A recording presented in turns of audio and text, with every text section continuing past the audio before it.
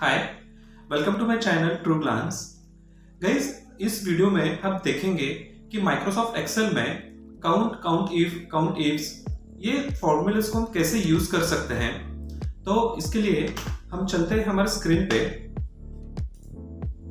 Now ये मेरी sheet है। इस शीट में आप देखोगे कि मैंने एक टेबल क्रिएट किया है जिसमें मेरा डेटा है, नेम है, जेंडर है, सिटी है, एज है।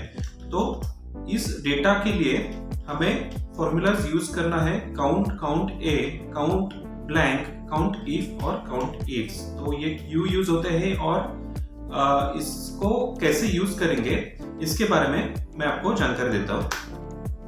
नाउ काउंट फॉर्मूला हम तभी यूज करते हैं जब मुझे मेरे पूरे रेंज में total number of cells calculate करने हैं जहां पे सिर्फ नंबर्स प्रेजेंट हो।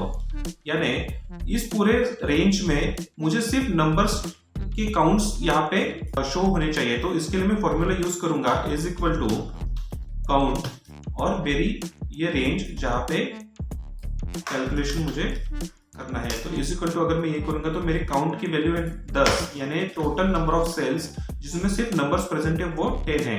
अगर मान लो सिटी में मुंबई की जगह मैं न्यूमेरिक वैल्यू डाल देता हूँ 26 और यहाँ पे मैं काउंट यूज कर देता हूँ इज इक्वल टू काउंट और मेरी रेंज ये है और इसको मैं क्लोज कर देता हूँ। तो यहाँ पे मुझे रिजल्ट शो हो रहा है कि सिर्फ पूरे रेंज में एक सेल ऐसा है जहाँ पे सिर्फ न्यूमेरिक वैल्यू है। तो इसके लिए हम काउंट फॉर्मूला यूज करते हैं। Next count a formula same count की तरह ही यूज होता है, लेकिन इसमें फर्क इतना है कि काउंट में सिर्फ हम कैलकुलेट होता है सिर्फ न्यूमेरिक वैल्यू और काउंट ए में कोई भी कंडीशन नहीं रहती है। जितने भी सेल्स में वैल्यूज प्रेजेंट है उन सारे सेल्स को काउंट कर देता है। मैं फॉर्मूला लगाता हूं यहाँ पे is equal to count A bracket open. मैं इस पूरे से टेबल को सिलेक्ट कर देता हूं और एंटर कर देता हूं। तो यहाँ पे इसने मुझे रिजल्ट लाके दिया है कि टोटल टेबल में 55 सेल्स में वैल्यूज प्रेजेंट है। अगर मान लो इसमें से ये दो सेल्स में डिलीट कर देता हूँ तो ऑटोमेटिकली यहाँ पे शो हो जाएगा कि 53 सेल्स में वैल्यूज प्रेजेंट है। नाउ ये हो गया काउंट ए के लिए। काउंट ब्लैंक सेम काउंट ए का इनवर्स है। मान लो कि इस पूरे टेबल में एक सेल ऐसा है कि जहां पे कोई भी वैल्यू प्रेजेंट नहीं है, तो वो काउंट ब्लैंक मुझे यहाँ पे रिजल्ट लाके देगा। मैं एग्जांपल के लिए फर्स्ट ऑफ ऑल ये पूरा टेबल मेरा फिलअप है, तो मैं काउंट ब्लैंक का फॉर्मूला यूज करूंगा is equal to count blank bracket open और ये मेरा टेबल मैंने सिलेक्ट कर दिया, इसको मैंने एंटर कर दिया। तो यहाँ पे रिजल्ट 0 शो हो रहा है क्योंकि अभी इस वक्त इस टेबल में एक भी सेल ऐसे नहीं कि जो एम्प्टी है। अगर मैं मान लो इस 4 सेल्स को एम्प्टी कर देता हूं तो ऑटोमेटिकली ब्लैंक का फॉर्मूला एग्जीक्यूट हो जाएगा और मुझे यहाँ पे शो हो जाएगा कि पूरे टेबल में 4 सेल्स ऐसे कि जो कि एम्प्टी है, मतलब उसमें कोई भी वैल्यू प्रेजेंट नहीं है। तो इस तरीके से हमने काउंट ब्लैंक को हमने यूज कर दिया। नाउ काउंट इफ फॉर्मूला हम तब यूज करते हैं जब मुझे कोई क्राइटेरिया के लिए क्राइटेरिया की टोटल काउंट्स निकालनी हो। फॉर एग्जांपल पूरे टेबल में टोटल मेल कितने हैं ये मुझे काउंट करना है। तो इसके लिए मैं फॉर्मूला यूज करूंगा is equal to count if.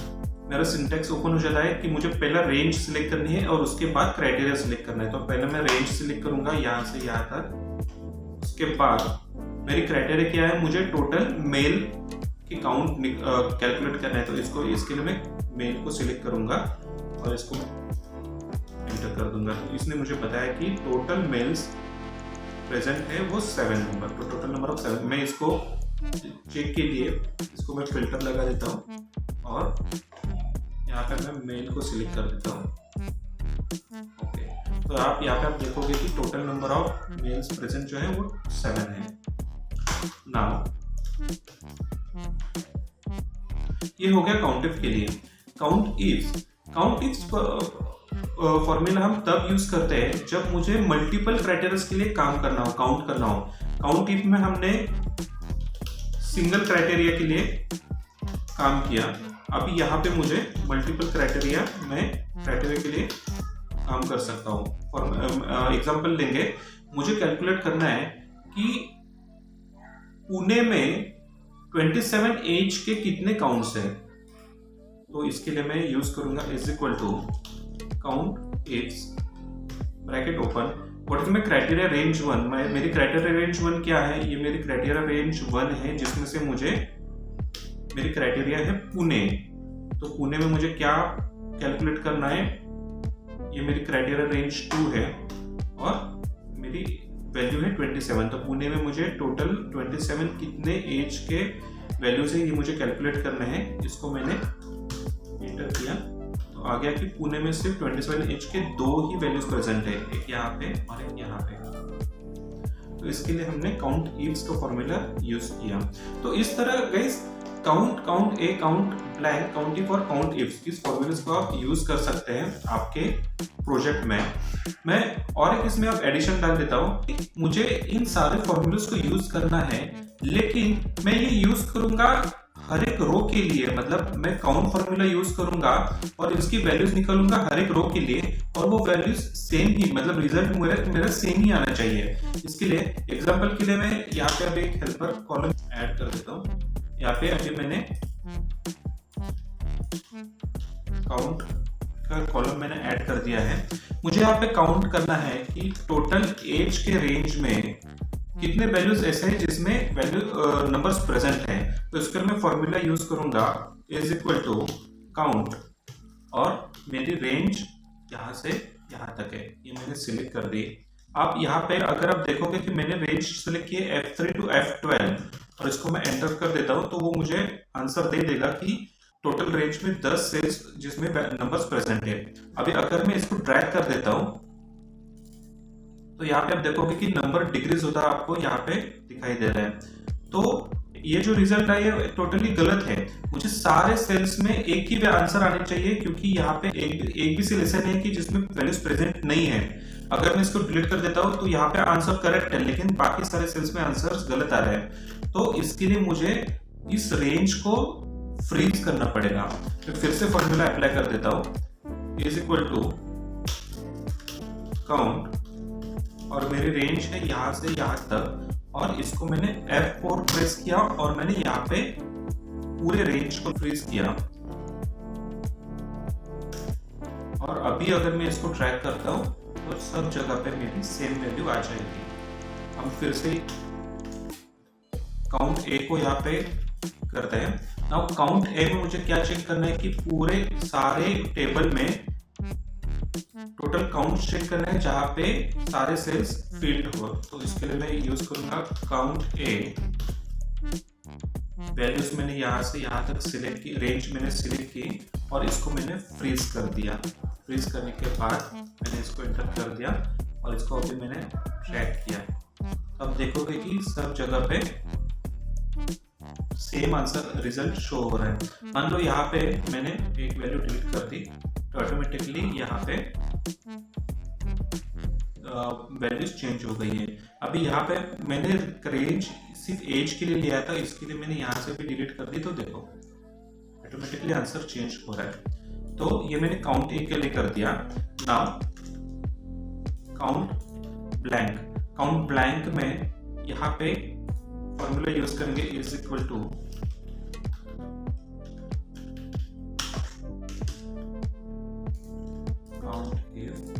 Count ifs, adjust कर दिया। तो count blank is equal to count blank, मेरी रेंज क्या है, ये मेरी रेंज है, इसको मैंने फ्रीज कर दिया, एंटर कर दिया, ये मेरी सारी रेंज आ गई। यहाँ पे मान लो कि मैंने 3 वैल्यूज डिलीट कर दिए, तो ऑटोमेटिकली यहाँ पे वैल्यूज काउंट ब्लैंक उसने 3 बता दिया और टोटल काउंट ए कितना है 52। इसको मैं फिर से रिवर्स कर देता हूँ। काउंट ए, अभी मुझे कैलकुलेट करना है कि जेंडर में टोटल नंबर ऑफ मेल्स कितने हैं। तो इसके लिए मैं यहाँ पे फॉर्मूला यूज करूंगा काउंट इफ, मेरी रेंज क्या है, ये मेरी रेंज है और मेरा क्राइटेरिया क्या है, ये मेरा क्राइटेरिया है। अभी आप यहाँ पे ध्यान दोगे तो आपको यहाँ पे पता चलेगा कि मैं यहाँ पे रेंज को फ्रीज नहीं कर रहा हूँ। अगर मैं रेंज को फ्रीज नहीं करता हूँ तो इसका क्या रिजल्ट आएगा वो मैं आपको दिखाना चाहूंगा। मैंने इसको एंटर कर दिया तो फर्स्ट सेल में तो उसने आंसर करेक्ट दे दिया, लेकिन अगर मैं इसको ट्रैक कर देता हूँ तो आप देखोगे कि यहाँ पे वैल्यूज रिड्यूस होते जा रहे हैं। मतलब मेल अगर यहाँ पे 7 है तो बाय डिफॉल्ट यहाँ पे भी 7 आना चाहिए, लेकिन इससे नहीं हो रहा है। तो इसके लिए मैं यहाँ पे फिर से फॉर्मूला अप्लाई करता हूँ, is equal to count if my range is this, इसको मैंने फ्रीज कर दिया और फिर उसमें से मुझे मेल की वैल्यू कैलकुलेट करनी है, तो इसको मैंने आंसर दे दिया और अभी मैं इसको ट्रैक कर दूंगा।